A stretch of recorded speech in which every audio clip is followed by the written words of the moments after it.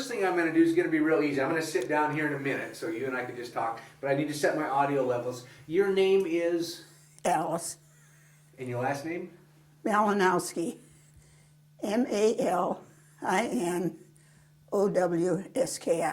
And where and when were you born? What city? Montana, What part? eastern, where it was dry and windy. And do you know the name of the city? Well, it was close to Miles City. Okay. We were 50 miles from Out in the country. And what year? 1918, And what was your birth date? March. March, what? I'm so used to hearing them saying 3/23/19. Oh, okay. Yep, I'm the same way. 3/14/58. So I'm March 14th, 1958. So you were born outside of Miles City. Well, I was born out in a farmland, because my dad was one of these men who got the ground and he worked it, and then he was able to get this land. And there's a name for him too, but I don't know. Homesteader. Yeah, that's what. Went out and homesteaded in Montana. Wow. So what did he do all his life? Farmed. Did he, wheat? What was it? Wheat? Did they do wheat out there? Well, he raised wheat and cattle. And he'd like to have been doing something else, but he was a good man, and he came from Sweden when he was a young man. So he never learned he couldn't say J, it was always young Janssen. What was it like being a little girl growing up then? It was good. Everybody was poor. And I don't know how my mother managed to get dolls for me. And she made a lot of our clothes. That's 3 girls. And I'm the oldest. So my dad worried about having 3 daughters. Because his brother had 2 boys. He thought he was being cheated. Do you remember as a little girl growing up, little boys and girls when they play, they always think about what they're going to be when they grow up. When you were a little girl, what did you think you would be when you grew up? Or do you remember? Not when I was little. I was just glad to be able to go to school. We didn't have a schoolhouse when I started, when I was 6 years old.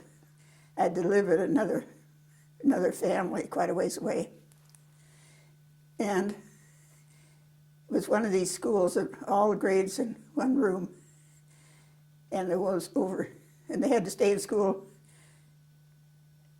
till they're they had to stay in school till they were 16. And some of those boys in that school should have been in college age instead of. And I was little, and I was afraid of those kids. Because growing up like we did, and my mother and dad watched over us very carefully. But it was not a dull life, because all the neighbors were in the same straits as we were. And my mother drove a car. That's remarkable. Now, was that common at that time for women to be driving? Heavens, no. Wow. And I don't know why she was brave enough. My mother-in-law would never try it. But she said the boys never gave her a chance anyway. But my mother managed the car very well. And she used to take us to Sunday school, or church. We had to go down the road and into a dip. And the car stalled when we were in the dip. We were all dressed up in our Sunday clothes, and we had to walk home that mile. And I suppose Dad had to go and get the car. But I was, watching her drive, it didn't mean anything special to me, but since I've heard so many other women never had an opportunity to drive. And that made my mother have a lot of freedom that she wouldn't have had otherwise. But she also homesteaded. We were a strange family. But I never did get to see her house or little whatever she had, but it was quite a ways from where we lived. And one of her brothers helped her with it. So is that where she met your dad, was in Montana? Oh, yeah. Yeah. That's where they met. And he was a good-looking guy at that time. So was it your mom's role to stay home and take care of the kids while your dad did the... Yeah, and we had to milk the cows and stuff too. It's tough work. Yeah. But I liked working outside with my dad. It was better than working in the house, cooking and doing dishes. Now let's fast forward a little bit to World War II. Pearl Harbor. Where were you when Pearl Harbor happened? I was still in Montana, I think. I was still at home or going to school. What year was that? 1941. Oh, I was in school at that time. And that's the year I graduated from nurses training. It was 41. And the war had, when I was graduating from, I went to one of these it was Catholic church. And it was a three-year, I didn't get to go to college, but we worked the year around. And the nun who was in charge remarked to us, our class one day, she says, "You girls are going to have a different life." She says, "Our country's at war," and she says, "You'll be doing other types of work. You're not going to fall out the usual schedule." And most of us didn't end up in the war or in some type of government job. So you had already started training as a nurse prior to knowing... Oh, yes, I had finished. And I'd finished that, and I had what started me going to the Army was they had a nurses' convention in Missoula when I was working there. And my friend and I listened to this Navy nurse. She was pretty, all dressed in uniform. And so we decided we'd join the Navy. Well, then we got to thinking about it. No, we were going to join the Army instead because we'd have more, we wouldn't be on a ship all the time, we'd be doing something else. And so I ended up I got called in 1942, I think, when I went down to San Francisco. And she ended up in London, and I ended up in France. But we kept in touch all those years. Well, that's a big change for a little girl from Montana to... Well, it was. I went step by step. And I had to work for my board and room when I was in high school. And then I went to work at the hospital in the nurses' dining room to earn some money to go into nursing. And some of those older nurses were so nasty to our little people who had to be on the lower level. And I decided when I get through school, I'm never going to treat anybody like that. Because it was just, they weren't thinking. They were just on their level. They weren't thinking up above. Now, so to get in the Army, you enlisted or did they come to you? You chose to go. I chose. This Navy nurse was recruiting this at this convention. And I said, I didn't have any other particular plans. I got to work in a hospital and I didn't like that. But an old doctor fired me, but I wasn't worried because I knew something else was coming. But I did, and I enjoyed being an Army nurse. It was different. But I liked the regulation.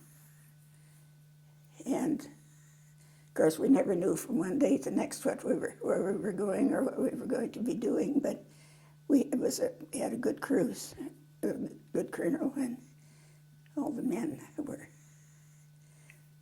But I enjoy. I still, of course, most of my friends are dead now, but we kept in all of us nurses and a lot of the men, we kept in contact well into our old ages. But it was just like a family.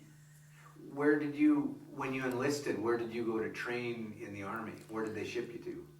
I didn't do any Army training. Oh, really? No, I never knew my left foot from the right one. So what did they do with you when you said, okay, I'm ready to go in the Army? Where did I you... had to have a physical. And when I passed that, I was down in California, and I went to work in the hospital. And they had to be sure I had it. Well, I took my my regular white uniform. And in those times, we wore a white uniform and white hat and white shoes. And my son was worried about all that. And I said, Rob, that disappeared a long time ago. I said, I was wearing batiks. I mean, not batiks. The comfortable. Did they put you in fatigues in the... Yeah, fatigues. That's Yeah. what I was trying to say. That's what we wore most of the time. So they got rid of, once you seriously got in the Army, the white nursing uniform went away and they put you into Army. Yeah, well, ours was an evacuation hospital.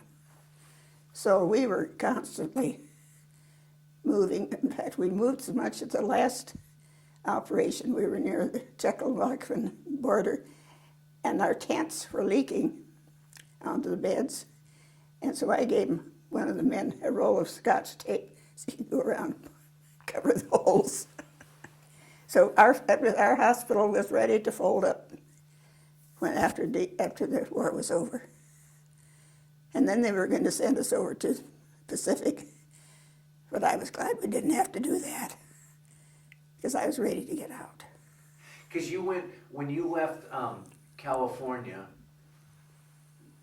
and you shipped overseas, where did you go to? You went to France? Yes, Now, how did you get there? by train. Well, it was kind of a roundabout way. I was sent from Montana down to California. And that's where I got into. It was Fort MacArthur. And the front of that looks like Fort Lewis, you know, the same insignia. But I was there about a year, I think about a year. The times were short each time, to make another move. And then from MacArthur, I went to Fort Lewis. And then that was the beginning of the traveling. But I was actually in the Army down at Fort MacArthur, though. And it was regular Army nurse work. Did you carry rank? Did you have a rank as a nurse? What was your rank? I started out as second lieutenant. And it took me a long time to get to be a first lieutenant. And that was the highest that our age group, some of these women who had more education and older get to be a higher rank. Mostly captain, I think. But I thought I'd quite something. And my daughter saved all my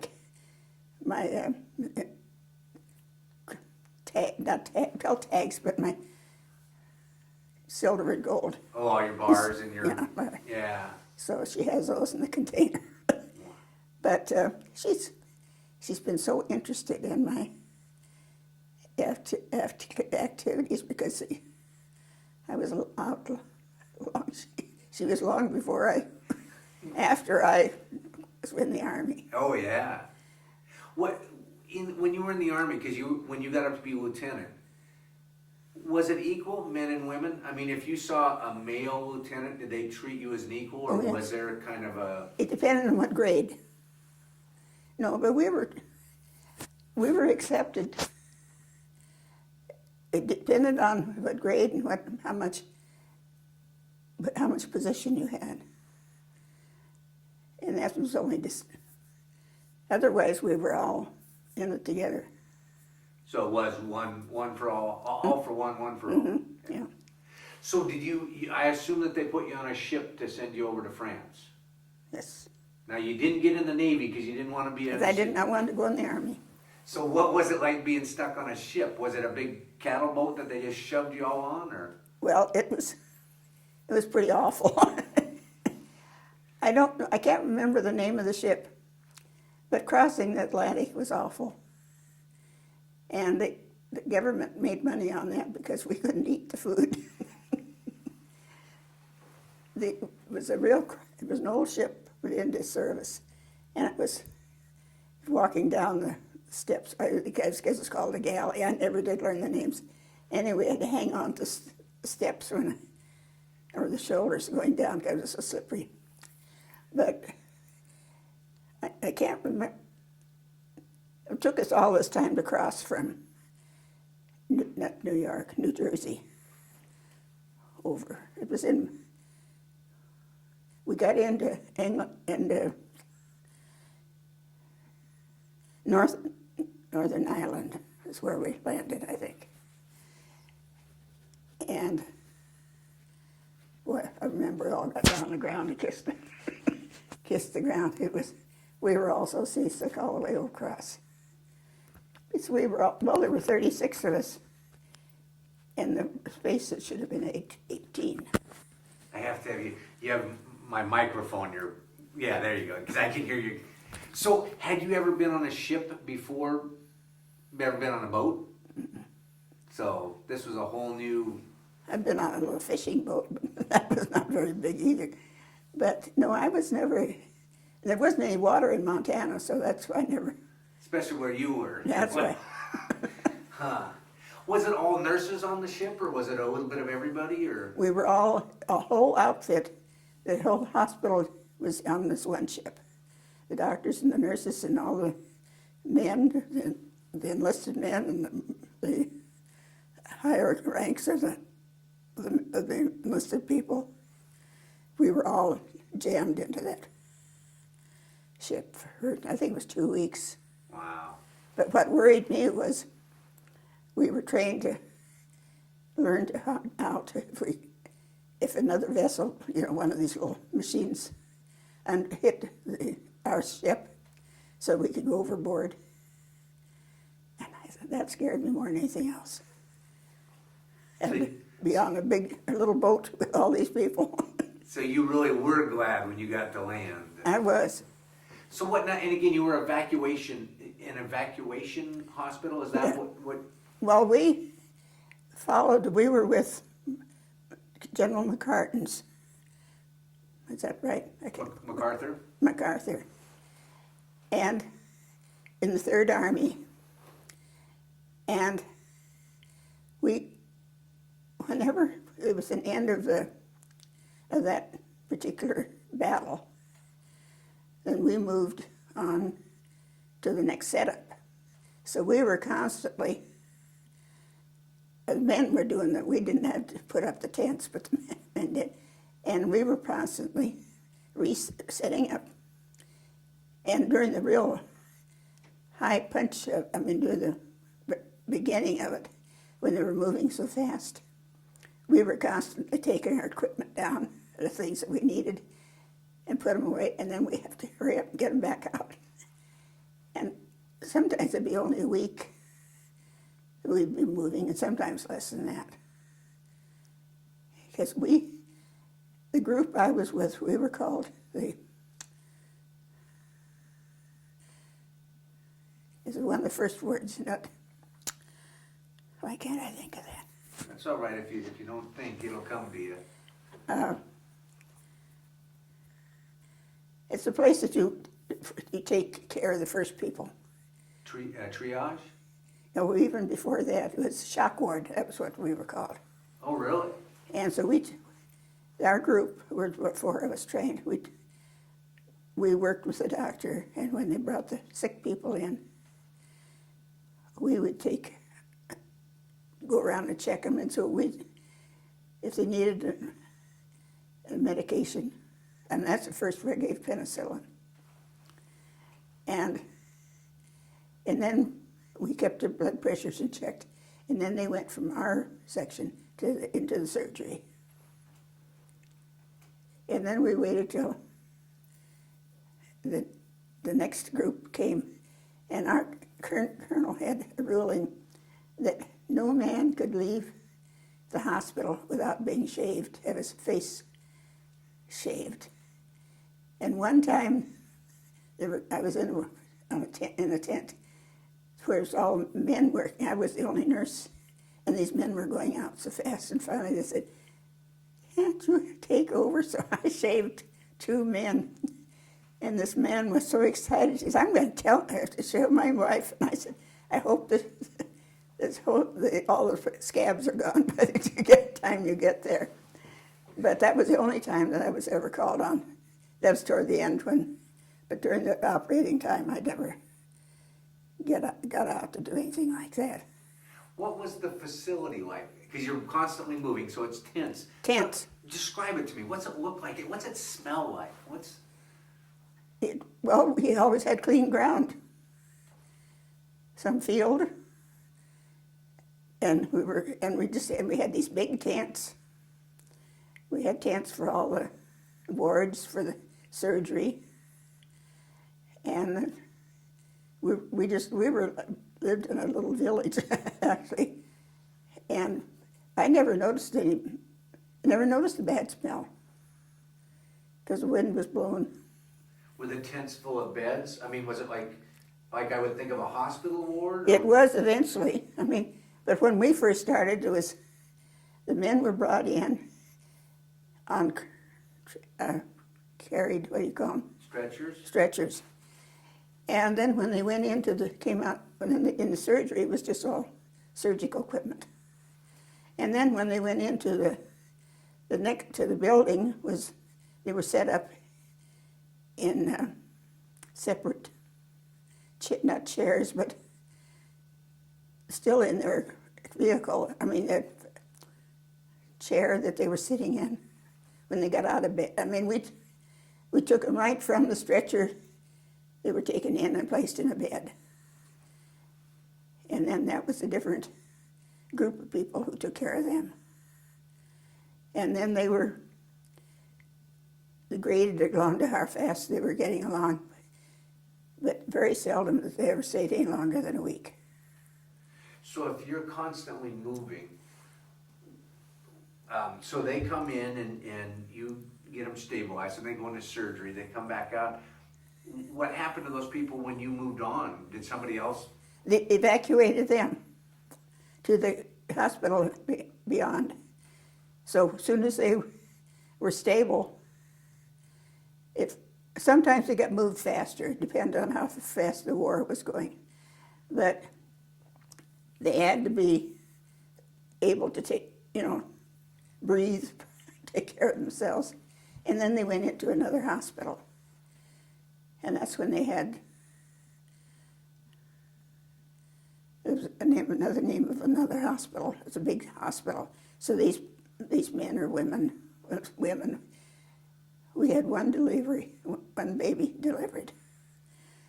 I think it was when we were in France. And this woman came in, she was pregnant. And here she had, the doctors trying to decide where to put her. And they were discussing who's going to deliver that baby. With all these, they were taking care of men. So eventually she had her baby, but I don't know where, I didn't see anything, didn't see the results of it. And I wasn't there at the time, so I don't remember which doctor delivered the baby. But that was the only time that happened. But these people needed care. Now you came in on Normandy shortly after D-Day, is that right? You came in on the beach? Yeah, we had to climb those where they showed the troops going up on that steep bank. That's what we went. I don't remember how we hung on, but we did. They brought the landing boat, or the ship in, and put that thing down so we could get out of the boat. But how much water we got through, I don't know, but we had to climb up. And I think about it, I don't know how I did it. And some of the older nurses were in the same boat. But then we got up, and that's what my daughter laughs about. The enlisted men and the doctors assumed that there'd be a nice place for the nurses when we got up on the ground. And they found that we were living just like they were. There was about a 4-foot square a piece in the ground that was cut. And it's about, I imagine, about that high. And that's where we landed. And this, my buddy, we've always were called buddies, my friends. And we decided we found this one that we had to get down on the ground right away. So we each had we were wearing a raincoat. So one raincoat went on the ground and the other went over the top of us. And we were there till morning or sometime. I mean, that's where we slept the rest of the night. Now you got down because there was fighting going on, or that was No, just where no. you found a place to sleep? This was right where we came onto the water. No, there wasn't any fighting close to where we were. But they had to set up so we could eat, to receive the first group that came in.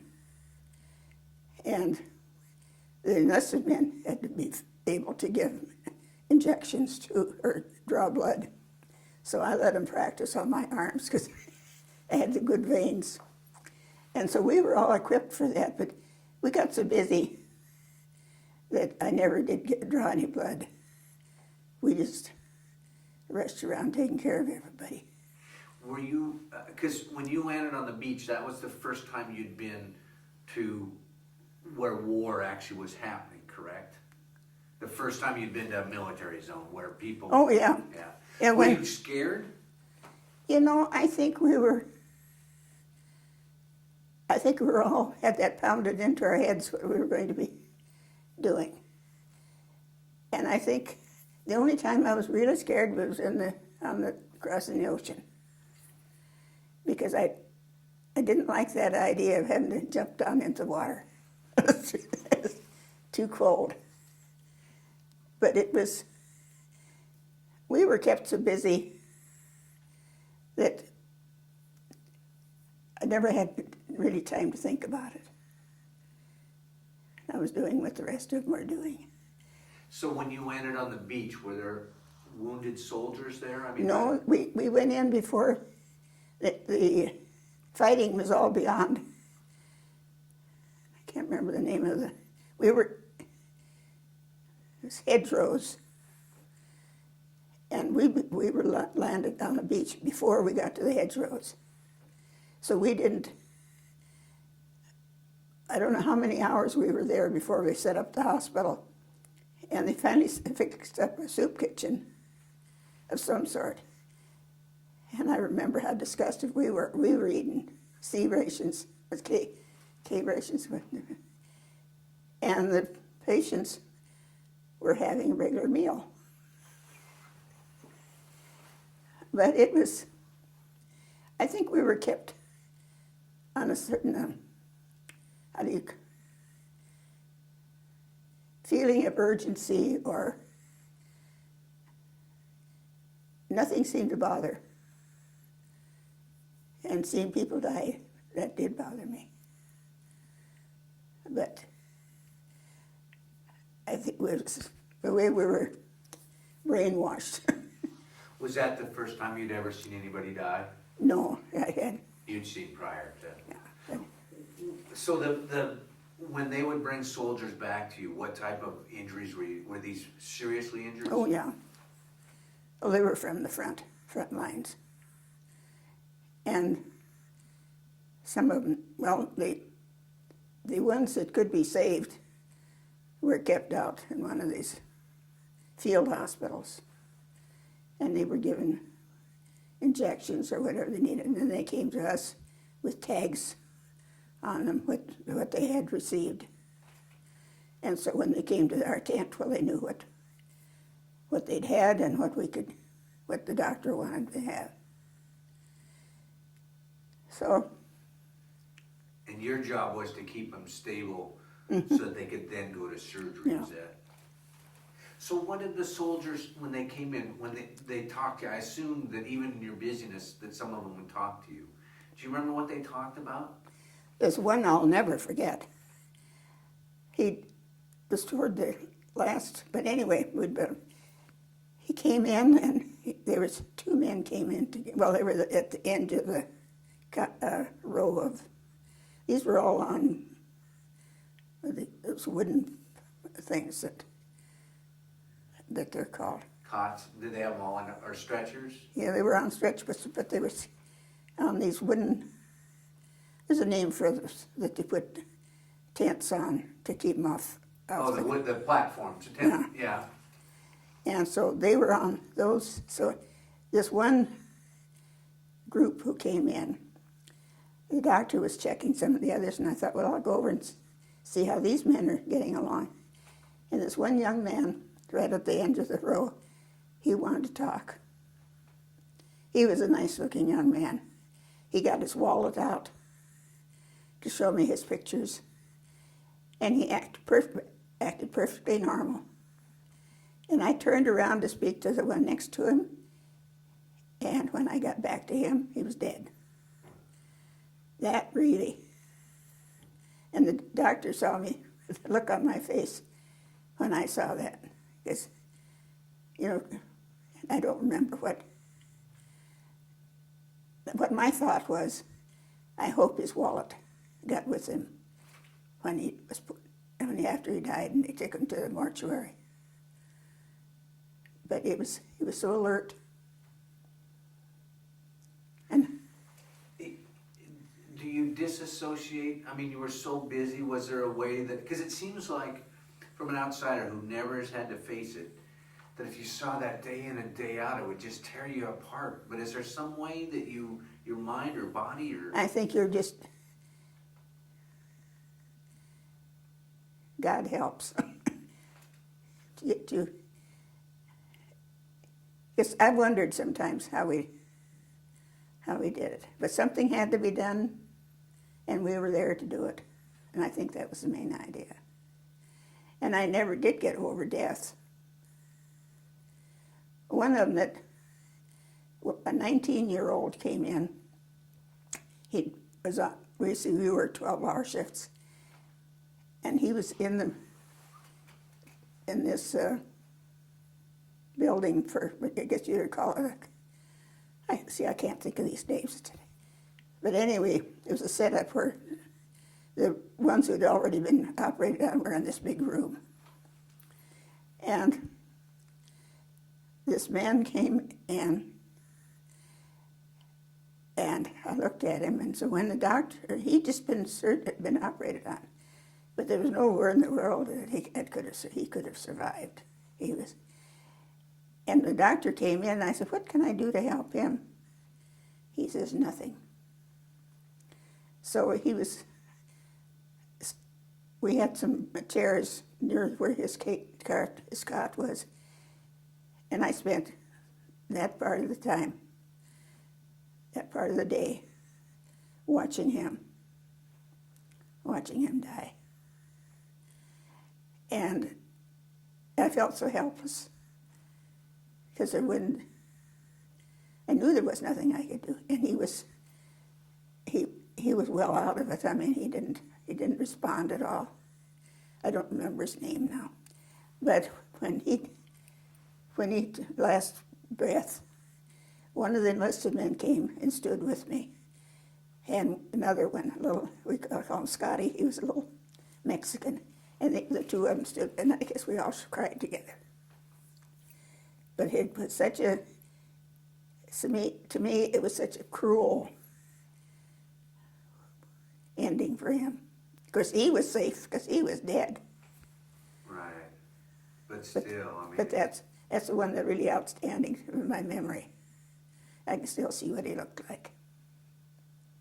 Now, did you have many, many nurses that traveled with you in your evacuation hospital? Oh, yes, we had 36 in the hospital. Who are some of the names that come to mind of your buddies, your nurse buddies? Well, my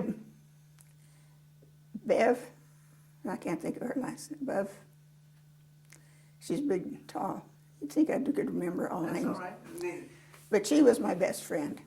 And where was she from? Do you remember? She's big, upper state New York. See, this group was gathered up from all the United States. There's no particular area. And there was another one I liked very much. She was from San Francisco, and her father was a doctor. And she was a lovely person, but she wasn't she was not programmed. She was great to be around, but she wasn't, like Bev was, everything went, but not Kay that way. Were they all Caucasian, all white nurses? Or No. Yeah. We didn't have any. But the most interesting one was the Jew. She was our tent mate. And her family, and they had a burlesque show or something in New York, her parents did. And she'd sing these little ditties to us. And when her family would send her packages, one time it was onions, a whole box of onions, and it was like eating apples. We each got an onion to eat. It was just heaven. But it was,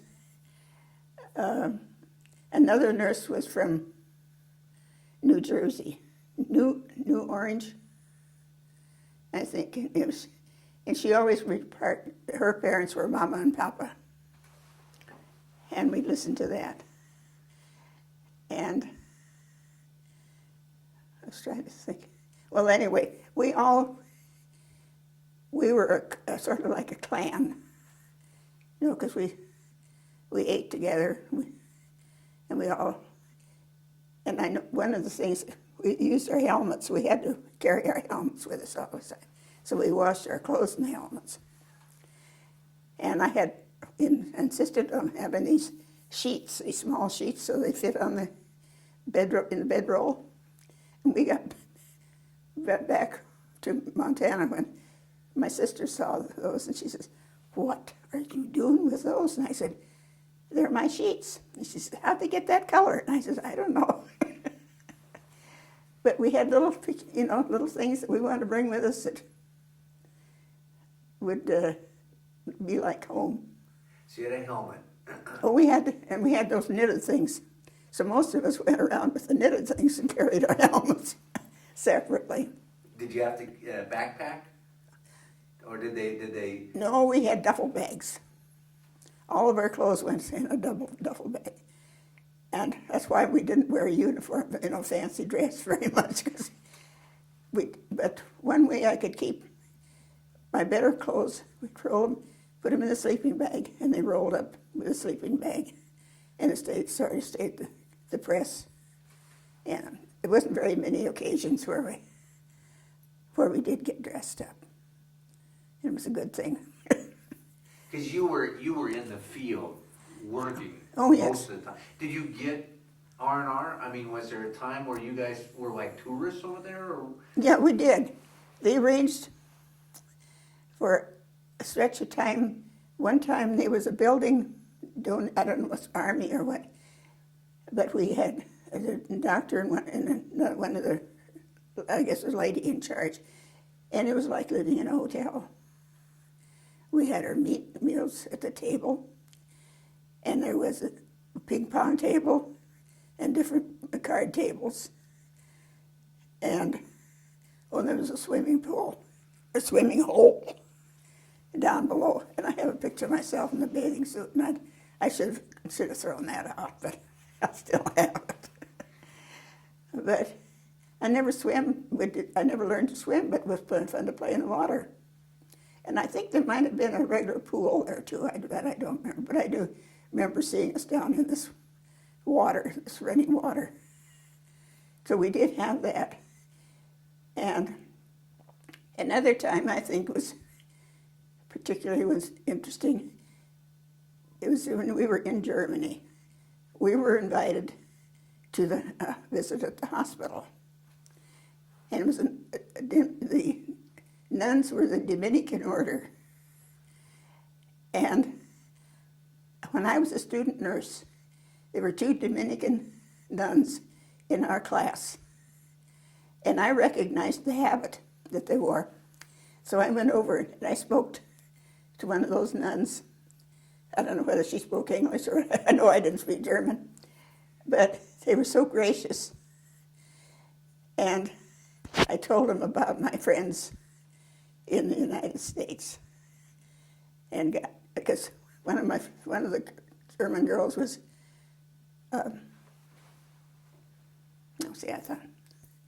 we corresponded. Now that went. But anyway, meeting those, and then they also, at that place, had a concert. I think that was connected to the hospital. But anyway, it was beautiful going to listen to music like that with professional men playing. And was this while the war was still going on? This was all. So as you could drop back a little bit from where you were at, get a little bit of a respite. Yeah, we would. And then We'd go on to the next place. But, so I enjoyed, one time I got permission to go to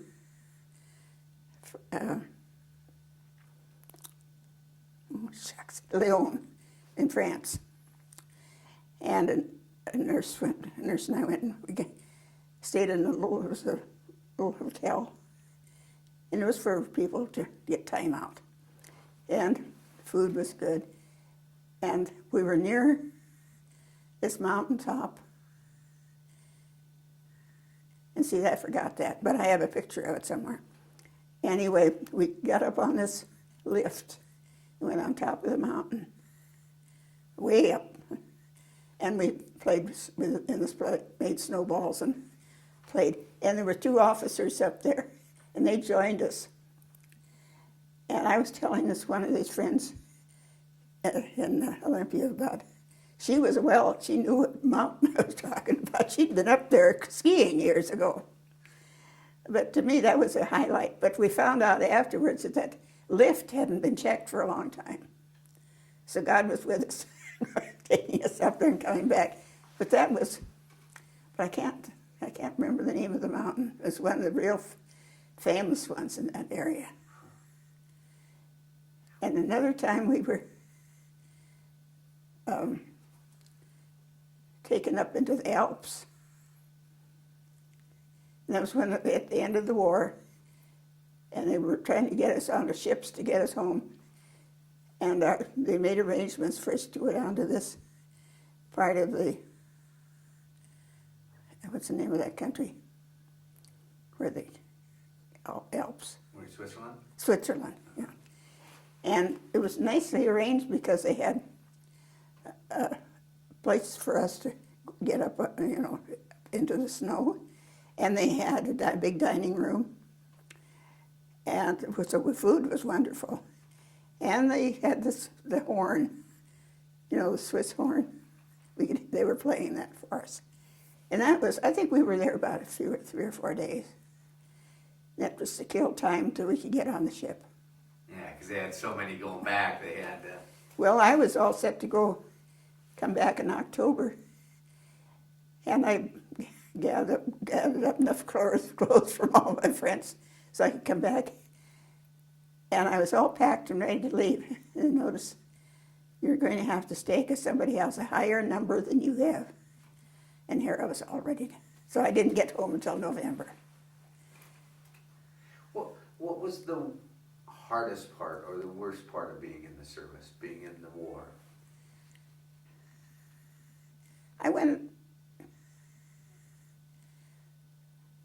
I think watching the death, the people dying. I mean, and also I felt sorry for the people who lived there.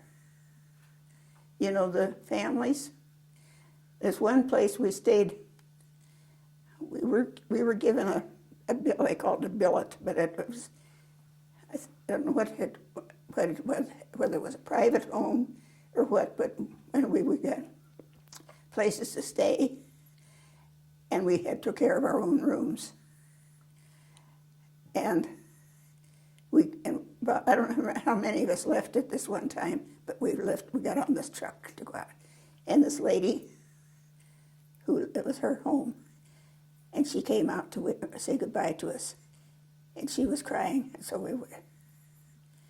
And just thinking about what she had lost. Her husband was a doctor, and I don't know where he was, but she was there alone. Was that in France still? Yeah, it was in France. Because that's the thing people forget is that as this war goes through, there were families and houses. And So sometimes you would, when they bill it, they would put you up in somebody's house, is that correct? Yes, well, that was a private home, but the first one was in Northern Ireland. It was a big deal. They had this big house, and it had all these different bedrooms, and they had these little fireplaces in each bedroom. And there was another way of heating it. So when we walked in, we said, "Well, who was it? How many of us are going to stay in this room?"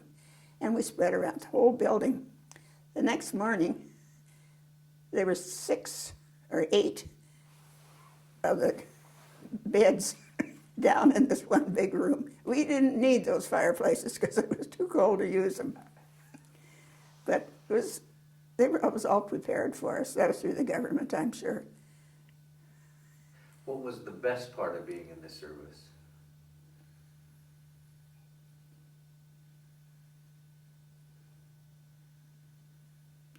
There were so many courteous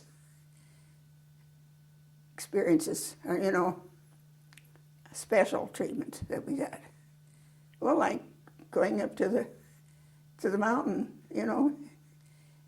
and these special places that were available for us to go as a group, and then the different people that meet, our own group. So we had so many real excellent, friendly.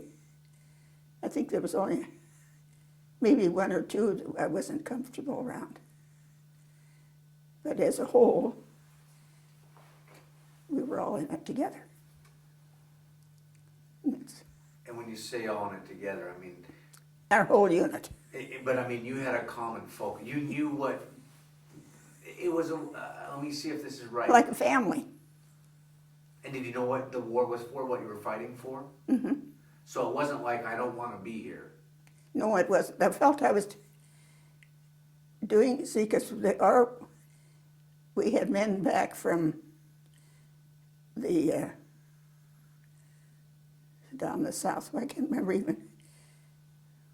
One of the doctors I had worked with in California had come back with a disease, and it was from bites. Must have been, it wasn't mosquito bites, it was some sort of a bite that had poisoned the whole body. And when I heard that, because he was just a young man, just a young doctor, and I thought, here, his family has been disrupted. But there were so many people doing good that I think that's why I hear all this bad stuff in the newspaper now, that why this all has to all happen again in the other countries where people are hungry, they're lonesome, and there's not much to live for. But I think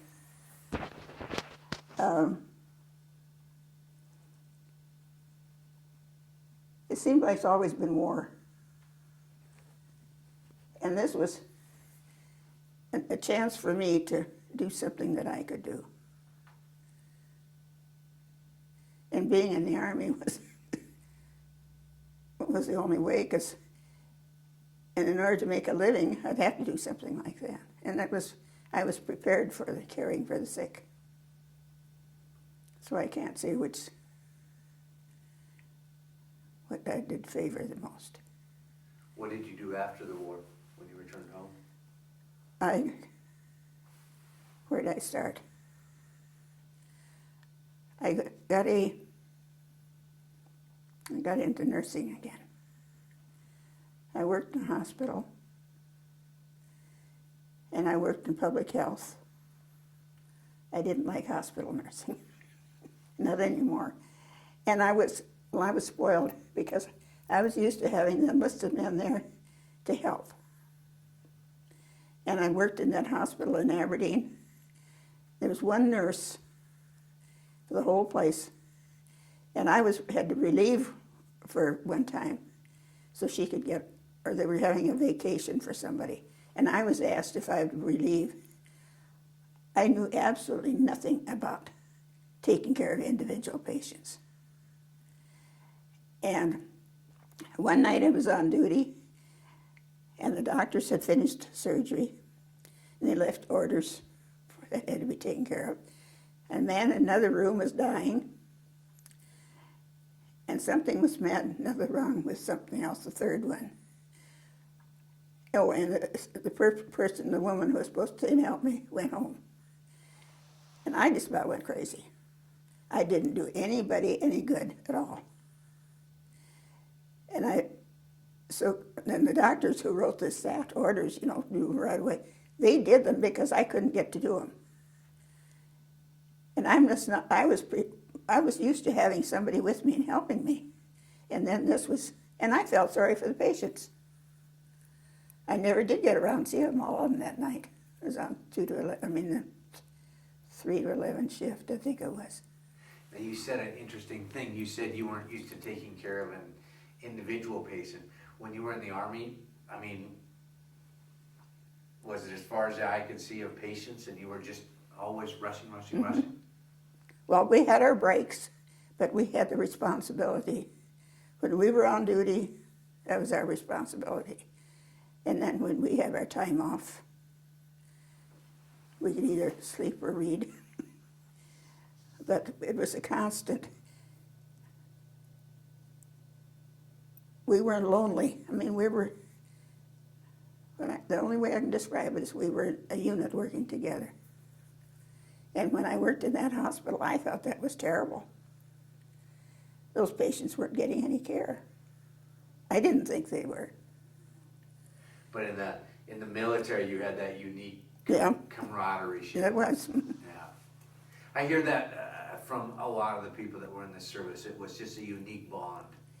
There was. You always had somebody looking out for you, and you were looking after somebody else.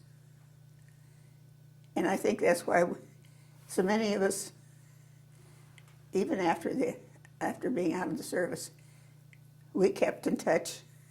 One of the nurses in our unit kept, I don't know how she had them start. She started having people write to her, and she compiled at Christmas time.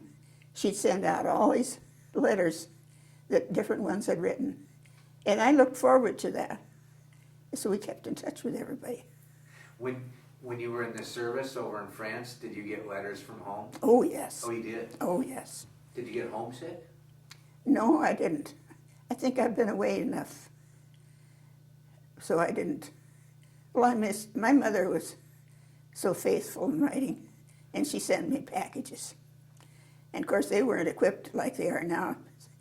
And sometimes she'd send this whole box of cookies, and all it was crumbs. And we all dive into those crumbs. But no, my parents were very loyal, and she didn't have a good education, but she wrote a wonderful letter. And that's why I think when she died before I got home, that was a real shocker.